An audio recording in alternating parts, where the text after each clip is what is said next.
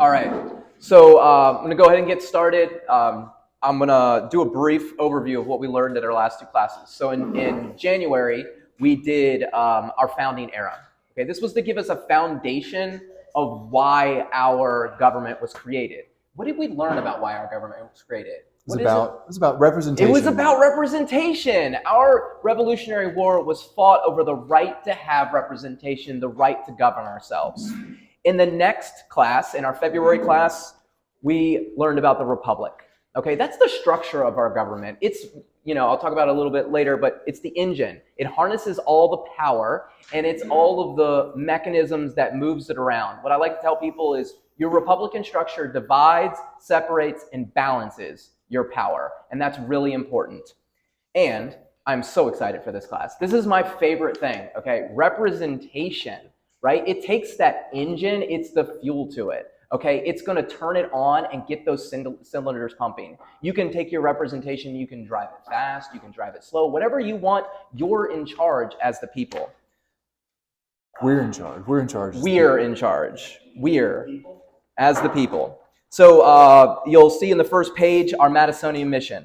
Our job is to inform our community on how to elect better leaders and give them the tools to get the job done. We're going to provide citizen information, leadership training, communication training, and fundraising assistance. And we intend to bring our community together by leading people with hope and ideas. We already went through the introductions there, so we're going to skip through that for the video. I'm Jeff Mayhew. And he's John Beatty. All right. So let's talk about representative democracy. All right. We mentioned the Republican structure.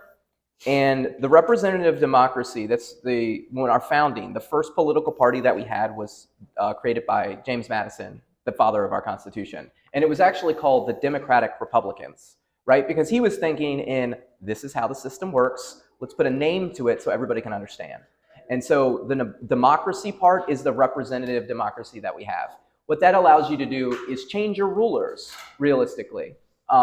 You vote in people to office, and then if they're not doing a good job, you vote somebody else in, right? And then their responsibility to communicate. So our republic works through representative democracy, a form of government in which the people elect representatives to make decisions and pass laws on their behalf. In a representative democracy, citizens elect representatives through free and fair elections, or they're supposed to be, to represent their interest in government. The elected representatives form the legislative branch of the government, the Congress of the United States, which has the power to make and pass laws. The citizens' representatives hear, address, and resolve problems. Our representatives' job is to inform and listen to those they represent. Representation in our government is three things. It's communication, it's power, and it's responsibility. It's how our citizen communicates with power, allows their voice to be heard, and keeps them informed of government dealings. Representation is power. If our representation fails us, each citizen has the opportunity to assume their representation. This is how the citizen gains power in their government. Now, for this specific one, John and I both ran for office. Is it cheap to do, John? It's very cheap, usually, but people will tell you that you need a lot of money. You need a lot of money. If your representation, the place that you're allowed to run for or encouraged to run for to make change in a community, has this wealth barrier, now is it free and fair? Or is it only for people with enough money to run and change the rules? John, do you mean it is expensive or it's cheap? I'm saying it is expensive. It shouldn't be. But usually, it depends on the office. In an ideal free and fair world, all you got to do is file paperwork, and then usually there's a small nominal fee. But sometimes the parties have put their finger on the scale and make it more expensive. So John and I had to pay $7,000 to get on the ballot. For the primary ballot, just to get on the ballot. I won't go into the whole story about it. You can listen to my podcast if you want to know more. So the third thing is representation is responsibility.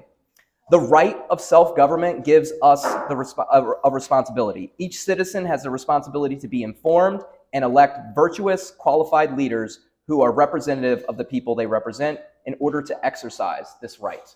So like I tell people, your right to vote, that's a responsibility, right? It's just like everything else. You have a right to drive a car, you gotta pass a test. Now, I'm not instituting tests on voting, but I'm telling you, as an individual citizen, you should take your responsibility seriously. You should make sure you understand what's going on, and that's part of why we're putting on these classes, so people can know the right questions to ask their representatives, to know what their representative's job is and their responsibility, so we can hold them accountable. And going back to the car analogy, like you have a right, right to drive, but you also have a responsibility to keep track of your car, follow the rules of the road, make sure that everything's in working proper order so that you don't pose a danger to other people on the road. Like there's the right, and then there are the responsibilities that come with it, which we'll get more into. So like I said, the Republican structure is the engine, okay? The engine harnesses the power of the citizens. It divides, separates, and balances power. Without a functioning engine, power becomes concentrated and the fuel can become combustible, okay? Representation is like the steering wheel. The people are the driver's seat, and it's the responsibility is realistically in the people's hands, as I mentioned before. And then representation is like our gas pedal. We can run the government wide open or under control. Now, this is important because we as people have to decide how fast we want to progress. You guys talked about in our opening about how they're building the houses before they build the roads, right? If we want to expand our government, we want to grow these different things in our community, we got to think and grow them measured as opposed to all at once. Representation is like the fuel. The engine doesn't run without the fuel, and our Republican structure doesn't run without proper representative democracy. If you don't have a proper structure where people can govern themselves and actually talk to their representative, when that communication breaks down, now you are being ruled. You are not being governed, okay? And think of it like this. Every relationship survives on communication, okay? A parent-child relationship survives on communication. A husband-wife relationship survives on communication. Same thing is true for government, okay? I would argue in 1911 when we capped our house and the people grew apart from the people that they were leading, our communication structure was broken as a society. We're not talking to each other properly. The longer this goes on and the further the communication structure gets broken, which I would say COVID completely broke down the structure, because now you had whatever politicians were left working inside their communities doing town halls, now you're doing virtual town halls, and now that stuff is not real, okay? You're not having real communication anymore. So this is a really big problem. What happens when you, and I'll speak personally, what happens when you don't have good communication in a marriage? You get divorced, right? And sometimes that's both parties' problem, sometimes it's one party's problem, but realistically as citizens, we can hold them accountable. We can say, hey, your job is to talk to us. Let's get talking. I put out a video on Twitter yesterday. I got 4 other candidates running for office to retweet it. The goal is to get Jennifer Wexton to come to our community and talk to us, because that's her job. I would encourage each one of you to go on and do that as well. All right. So you look here, I love this because I'm like a very visual person, right? And when I read these books here, I'm reading this design of a government system that doesn't have any visual components to it. So I want to put something visual to it so people can understand. I call it the sphere of power. So each individual citizen, they vote their person in, and that person enters the sphere of power, and they represent us. They take what they've learned from us, and they go in there and they speak for us. They also come back from there and tell us what they're talking about so we can know and they can better speak for us.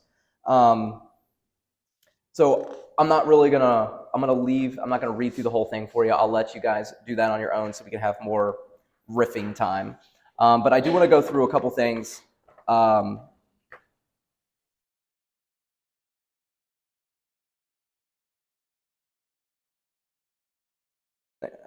Sorry. So when the community elects a representative, they transfer their voice, power, and responsibility. The representative enters the sphere of power to speak for all of the citizens of the community, not just the ones that voted for them. Notice that most of the events that your representative puts on are campaign events. Notice that they're mostly fundraising events and it costs money to get there. And notice you don't know what's going on unless you belong to their club, which is the party. And that party represents itself. It doesn't represent you, the citizen.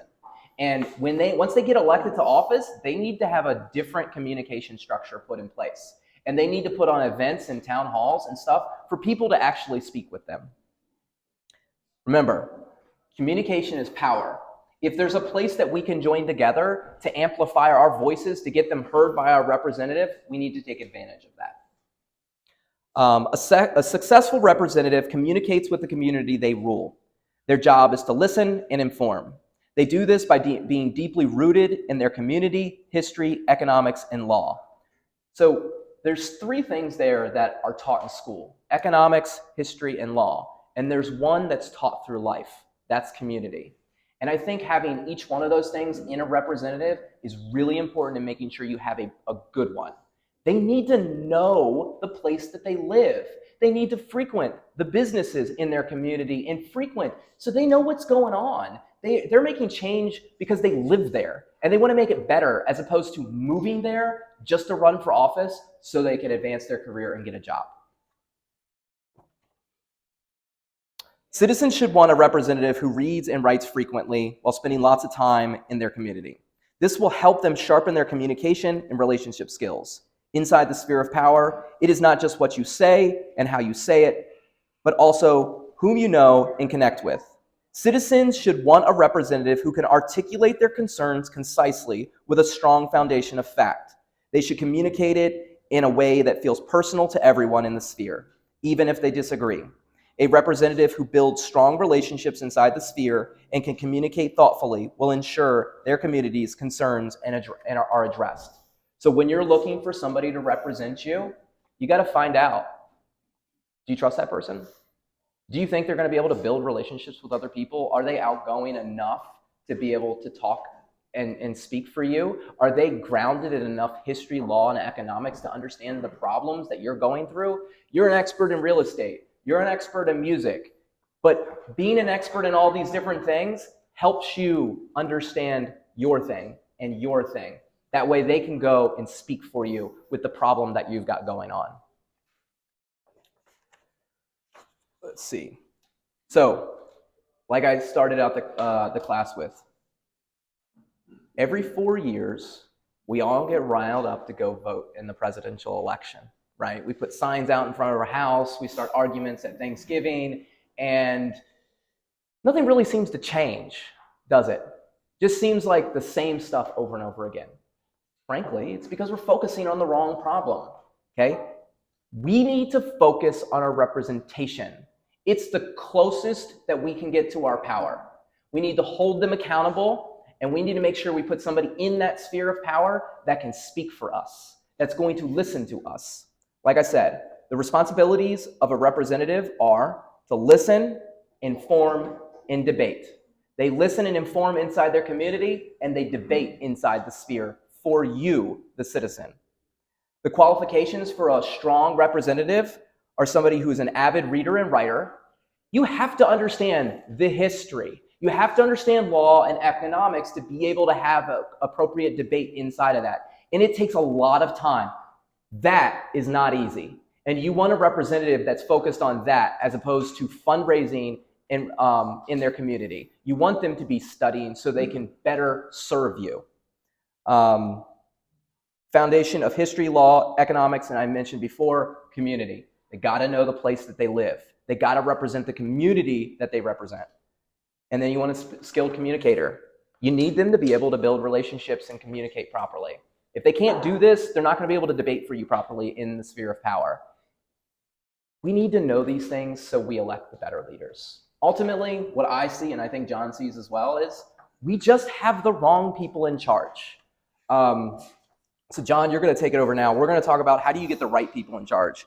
The next page here, it's a Republican virtue. John's going to speak on this. Daniel wrote this, so thank you, Daniel, for writing it. A lot of our structure comes from the Republican structure. And this idea that we had at the founding is, if you simply elect really smart people to do the job of governing, life can be better, life can be easier, but you have to be able to do that. And so we kind of got lost along the way, that idea of Republican virtue. So John, go ahead. Yeah, so again, Republican is not in the sense of the Republican Party versus the Democrat Party. It's the sense of this governing structure that we all were born into, or maybe came into this country, and that we all kind of accept by nature of just living in our country. That the fact that this is the way things work, we de facto accept that and we work through that. So it's a small R republicanism, it's the Commonwealth. It's the people working together to make things better. And I think one of the prime examples of this Republican virtue is this guy, Marcus Cicero. He's one of my, Jeff's guy is Madison, my guy is Cicero. And really the thing was, he was at the Roman Republic. He was a senator. He was a very strong philosopher, really strong lawyer. He understood the community that he came from. And most importantly, he was part of the Roman Republic as it was falling apart.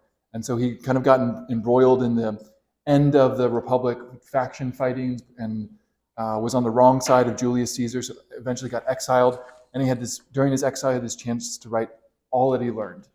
And some of what he learned was this idea in this book on duties, this idea of the social virtues. And this is the community aspect, the thing that we all have to teach to our children, to our friends, through just our normal day-to-day behavior. And it breaks it down into a couple things. The first real thing that we talk about so much in the news is justice. And it's not in the sort of like, well, you know, someone wronged me, I got to do something. But it's really about giving each other his due, and then sometimes giving people more than what they're due in order to make things better. And I think that's a key thing too, because if we just give each other what we're due, whereas, you know, the eye for an eye that we read about, where you pluck out my eye, I'm going to pluck out your eye. It's more like, maybe I shouldn't, you know, he plucked out my eye, but it would be better for everyone if maybe he just had both of his eyes, and I kind of let it go. Like, that's the social virtue. I mean, like, it's tough. Like, that's a tough thing, but I think like that's the social virtue, that's justice in a nutshell, that makes things better, rather than the retributive justice where, you know, you knock out my person of my clan, I'm going to knock out someone from your clan, and then it's just a tit for tat battle, and a lot of people end up dying. And we can think of small, I think, events in our day-to-day, but like, that's a key thing that I think is missing so much in our day-to-day operation. We're willing to just kind of let something go in order for something else greater to grow. So let me tag on real quick before you move on. So, you know, two of the greatest political philosophers that we've had in our country are James Madison and John C. Calhoun. Now, John C. Calhoun is not talked about a lot because he was a Southern slaveholder who manipulated the system so he could gain power and keep slavery. But he was really freaking smart. And so Madison wrote that ambition must be made to counteract ambition. Calhoun wrote that power must meet power. The problem is, when power meets power, there's a bang. Think of it like a bat and a ball, right? You can hit that ball out of the park, right? You can swing and miss. But there's an explosion of force. That's not necessarily good for citizens. Madison wrote ambition to counteract ambition, because sometimes you need to meet power with a net, like what John was talking about. Maybe it's not the right call to poke out the other guy's eye. Maybe he's better off having hit both of his eyes. He made a mistake. What do we call that in Christianity? We call it forgiveness, right? Like, that's the basis. And, you know, there's a lot of Christianity in the way that our government was written. That's where I take a lot of the Republican virtue from. I know you guys get it a lot from from Rome and Cicero. But it's that idea that, you know what, maybe I got to do the right thing as opposed to the thing that gets me the win, the easy win, because you got to play the long game. If you're constantly meeting power with power, you're just building up a bigger power structure that's going to fight and create a bigger bang, right? If you're playing a more passive, understanding structure, maybe you go, ooh, slow down here. Let's catch that ball with a net. Let's let it fall to the ground, and now we have control of that, right? Let them tie it, you know, like back to the parent analogy. When your kid's like super hyper and they're young, like, what's the best way to get them down? Just lean into it, right? Like, catch them with a net and just tire them out and let them fall asleep. As opposed to be like, no, stop this thing. What are they going to do to you? Oh, I'm not going to listen to you. And they're going to fight back, right? You got power meeting power at that point. You got to understand that the power is in the persistency. The power is in the patience, right? That's the real power. And we've been kind of taught this other structure. So, go ahead. Yeah, I'm glad you brought up the Christianity aspect. And I think that's why Cicero's such a great example for us, because he's not Christian at all. In fact, he's just this pagan Roman. So comports with Christianity, but I think it comports with a lot of other religions too. And it can comport with someone who's not religious because it's sort of these natural human virtues that we kind of recognize as sort of our inherent humanity. So that's why I mean, like, you could pull a lot of the same ideas out of the Bible and stuff. But the great thing about Cicero is it's not biblical at all. It's not religious. It's just like, this is this guy's understanding of how society worked, when it worked, and where things went wrong, and how you can make things better. He also talks about oratory, and so one of his great qualities as a lawyer was the ability to talk to people. And so we mentioned in here his ability to calm a mob down, and this is kind of the apotheosis, or maybe that's not the right word, but like when you're at the peak of your power in terms of your community understanding you, and I would say in our populist age, your ability to understand people and to help guide them and to move them into doing the right thing rather than the wrong thing. Because if you think about a mob, if you think about a large group of people, like, there's a lot of energy and there's a lot of furor in that. And if you're not careful, you can ignite them and they go the wrong way and they end up maybe burning down buildings or something, which we all recognize, like, that's not a great idea. But if you're able to, if the people that you represent trust you as a leader, you're able to direct that community into something positive, where you can make promises, that people will trust that you'll follow through with. And I think that's what's so lacking. And so many politicians will be like, Jeff, it's so great to meet you. How can I get your vote? And you say one thing to Jeff, and then I go over here and I say, how can I get your vote? And maybe it's a different thing, but I've kind of given two different contracts to different people. And then when it comes to light that I said I'm talking on both sides of my mouth, you're like, well, I don't trust this person. And that's where oratory is important, because it allows you to have the same idea, to not to have like different principles per se, but to able to explain it and to communicate it to two different people, but also at the same time being true and sincere in what you say. Even if I put it in one way for Jeff and I put it another way for you, I can talk about cooking for you and I can talk about music for you, and you get the principles there. And so when I'm talking somewhere else and you can recognize the principle, even though I'm using different language, like, that's the power of oratory, and that's the ability to communicate and represent and bring people together. So that's my plug for Cicero, and that's why I think he's good for a lot of us to study more. And so oratory, that's being able to debate, right? Mm-hmm. The social aspect that you talk about, that's the community part. These ideas are out there. Like, this has been done over and over again. And I think it's lost in our society. And as citizens, like, I didn't know any of this stuff 2 years ago. Like, none of it. I didn't know what a Republican government was. I didn't know what a representative democracy was. I had to go teach myself, okay? Because, one of the things my other good friend, and should be your friend, John Adams, because he loves Cicero, he put into the Massachusetts state constitution about education. Ulysses S. Grant talked about education. There's a lot of talk about that because they understood, in order to have a virtuous republic and to elect virtuous leaders, you had to have a certain base of education around the citizens. And we were supposed to be doing that. I would argue that got messed up right after Civil War, right? Like, because education became a battle of who was going to be educated and how they were going to be educated, as opposed to educating people. And, on a local issue, we could go for hours on all the problems we have in education. But, like, just understanding, like, how did it get messed up? What should we know? That's really important. That was something else I was going to say. I can't remember. Forgot it. So, all right. Did you have something? No, that's it. Okay. We need your help. Yes, we need your help. So, look, there's a couple things that I need from you. Okay. Our next two meetings, the next one is April 22nd. The one after that is in May. I don't have the date on me. I apologize. May 17th? May 17th. Okay. Here's what I need. I need you to prioritize it. I need you to find a friend and I need you to bring them. I need to get from this room to that room. Okay. I've already told this to my family and friends.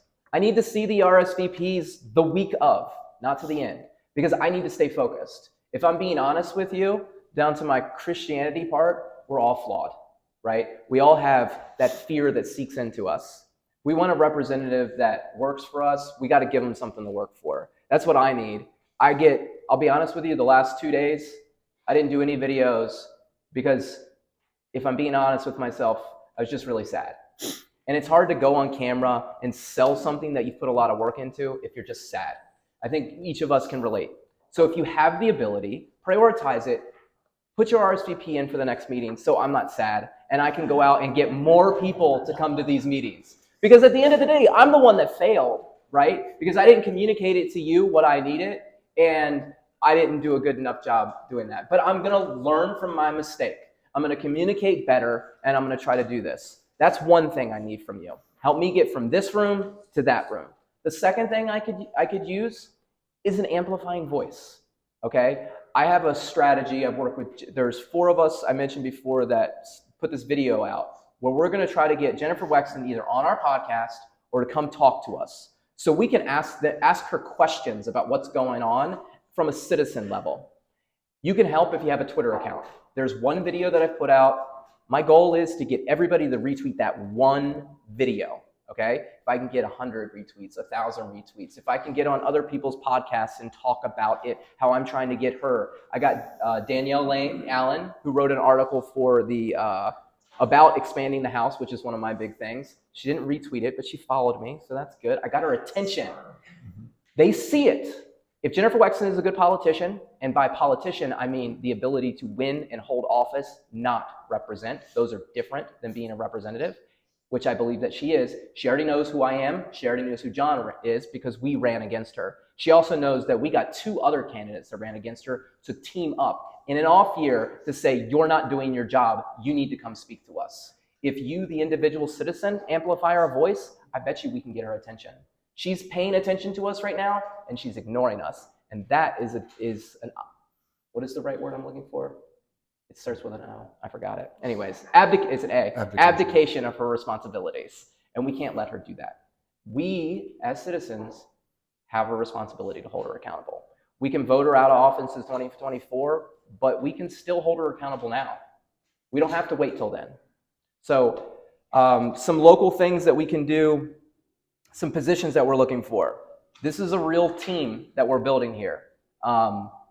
Eventually, it's a 501(c) that we're filing. It's going to be a charity. We are going to serve our community by informing them of how government works. My first fundraising thing is I need $75,000.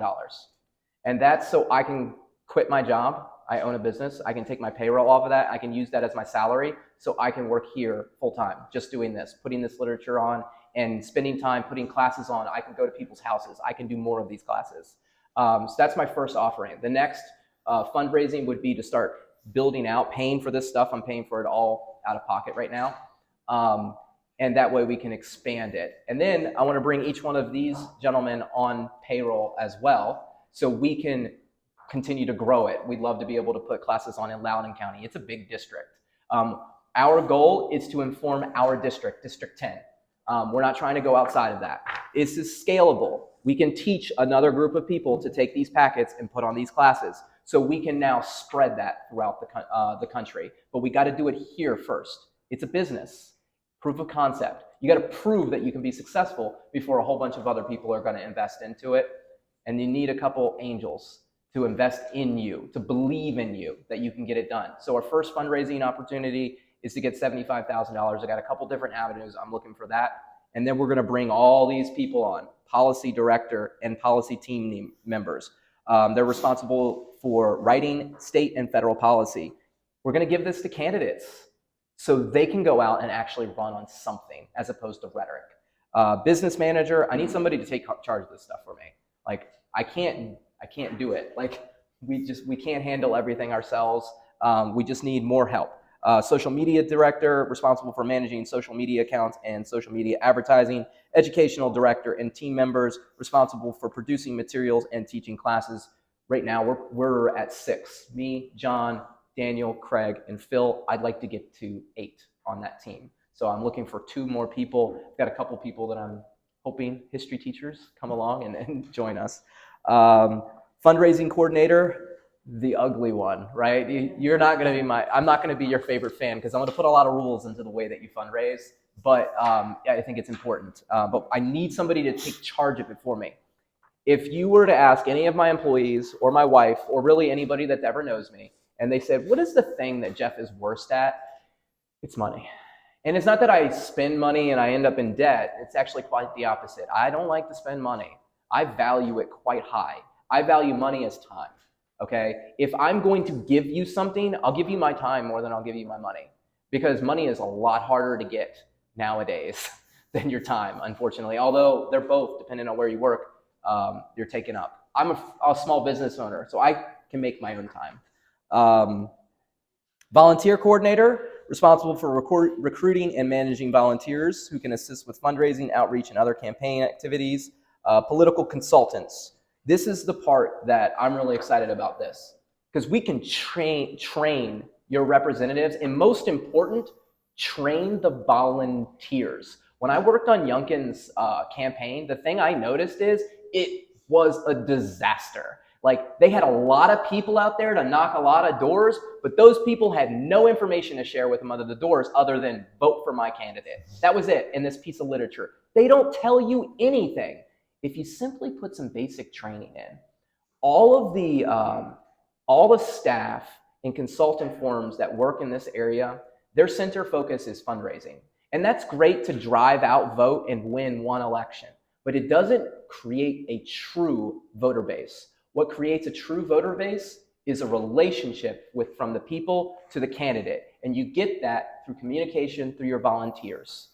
That's the way to make real change. And so I want to be able to, John and I are political consultants realistically. We want to train the other people in the running for office at the delegate level and the federal level. Anywhere that's looking for help, we're going to do it for free, realistically. I mean, we're paying ourselves a salary out of the charity, but we're going to give that away. So you, the citizen, I don't care whether you're a Republican or a Democrat. I will work with anybody that wants help. Legal counsel.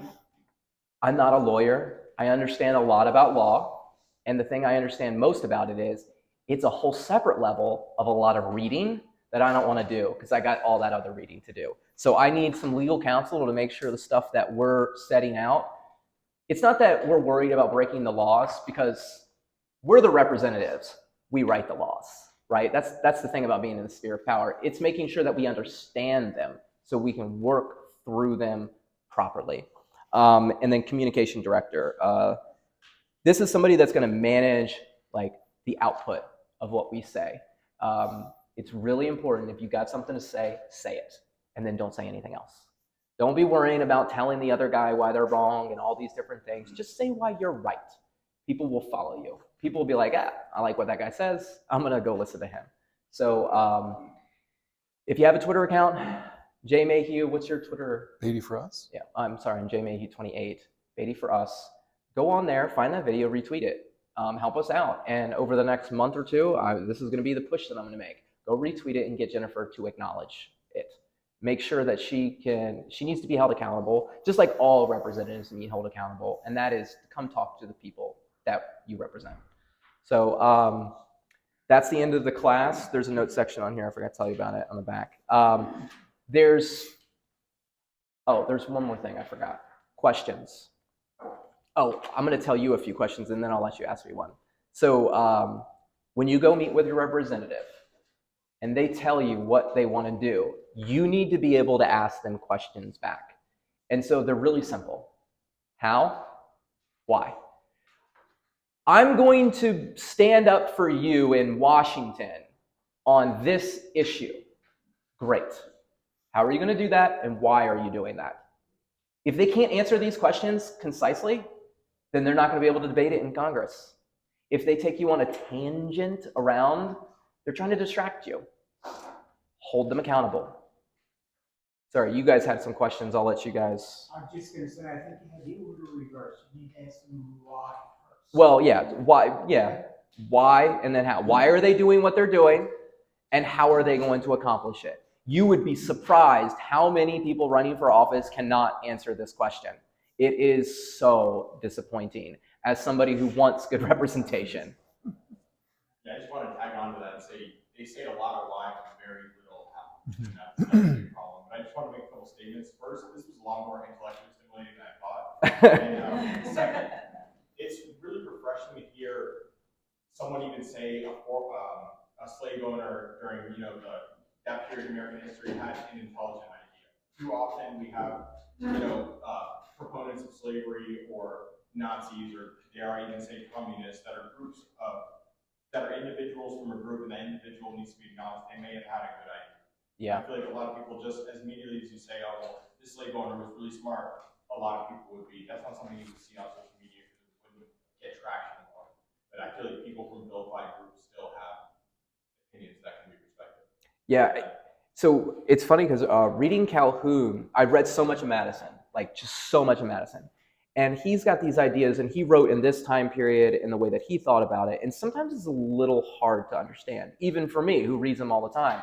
When I read Calhoun's like idea of the congruent majorities, which I'm not going to go into all that, but it's how our government functions. And I was like, wow, he said this so well. It makes so much more sense to me now, reading this person analyzing this person, and I've analyzed this person too, and that's what I was thinking, and he's already said the thing that I was thinking.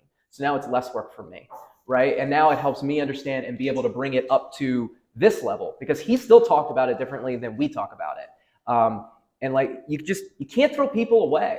Like, people make mistakes. Like, we got to acknowledge their mistakes and grow from them. Like, if we ignore them, we're ignoring our potential growth and opportunity as a country, and we just shouldn't do that. Are there any other questions, concerns, comments?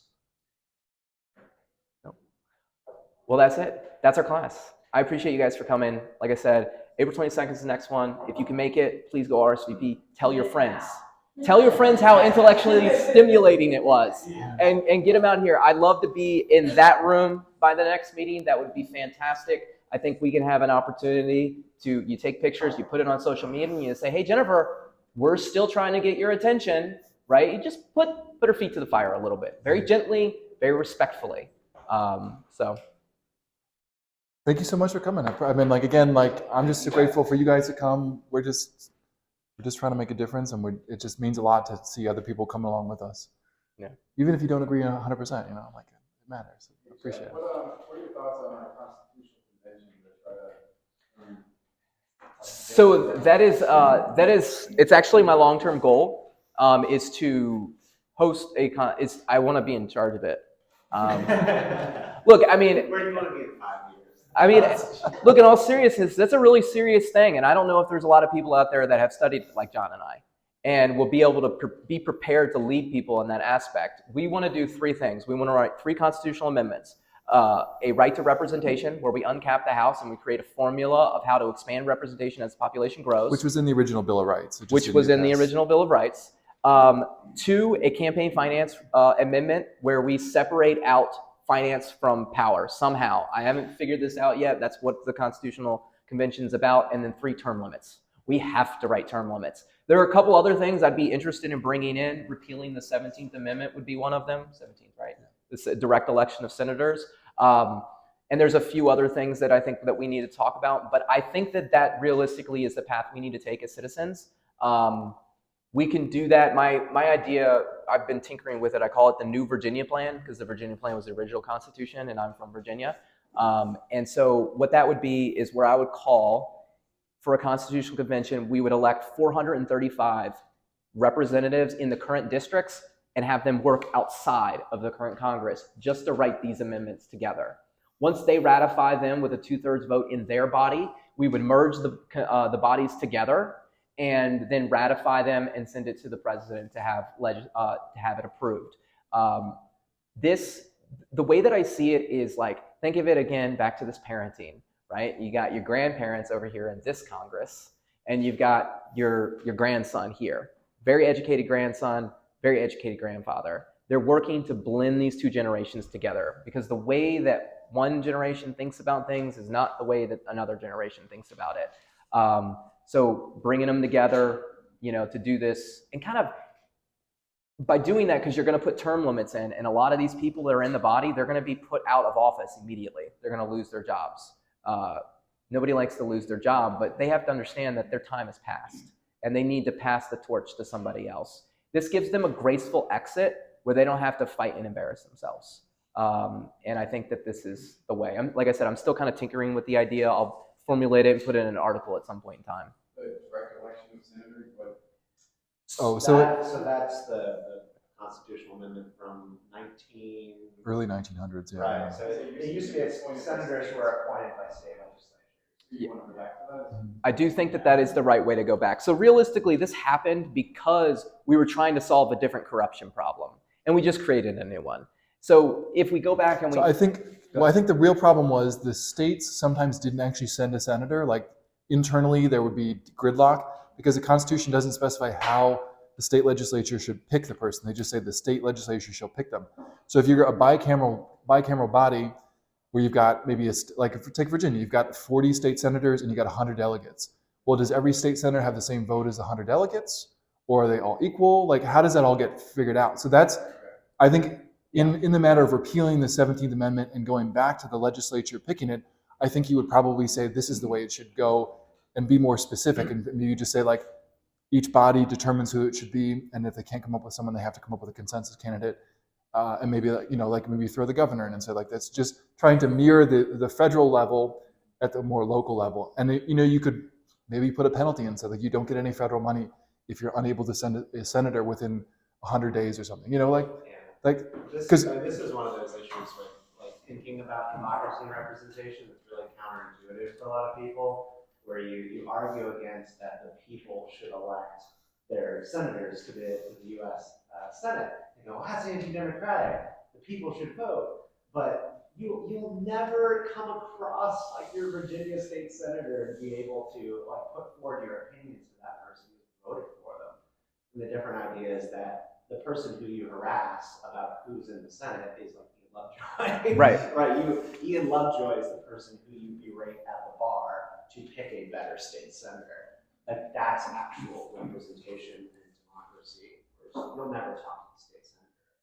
right. What would that do to the current makeup? So so the purpose is to make the bodies function properly. So the House is the body of the people, right? And the Senate is the body of the states. And so if the people are electing the senators, who does the senator represent? Do they represent the people or do they represent the state? If you allow the state to pick their representative, now you've got a representative in the Senate that understands its responsibilities and jobs. Think of it like this. When you're, I'll use the cooking analogy with Oliver, right? You teach your son to cook. You got to give him order, structure, and rules. If you write clear and concise rules for him to follow, he can blossom. He has opportunity and everything functions properly. We got to do that in government. We need to understand the rules and we got to write better ones. And that's part of why I would structure that one. All right. Unless there's any other questions, you guys are free to go if you want. Like, I don't know how to end these things. I'm sorry.